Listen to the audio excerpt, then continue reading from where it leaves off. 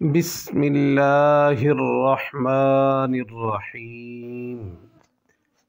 عرب میں ایک دفعہ سخت قحط پڑا۔ حضرت عمر رضی اللہ تعالی عنہ کا دور خلافت تھا۔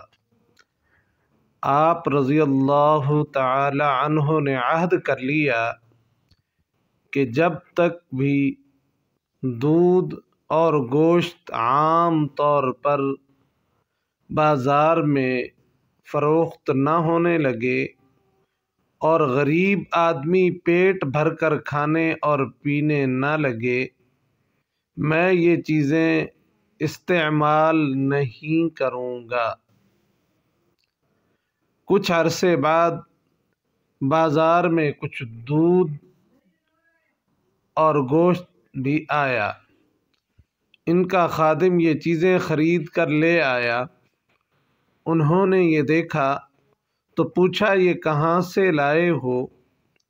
خادم کہنے لگا، حضرت اب آپ کا عہد پورا ہو گیا۔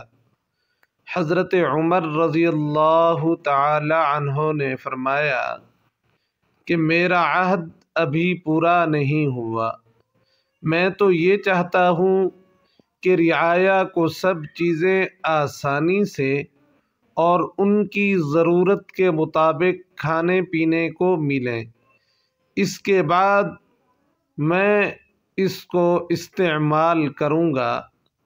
خواہ مخواہ مجھے پریشان نہ کرو، یہ چیزیں اٹھا کر لے جاؤ اور لوگوں میں تقسیم کر دو۔ یہ تھے 44 لاکھ مربع میل کے حکمران حضرت عمر ابن خطاب رضی اللہ تعالی عنہ۔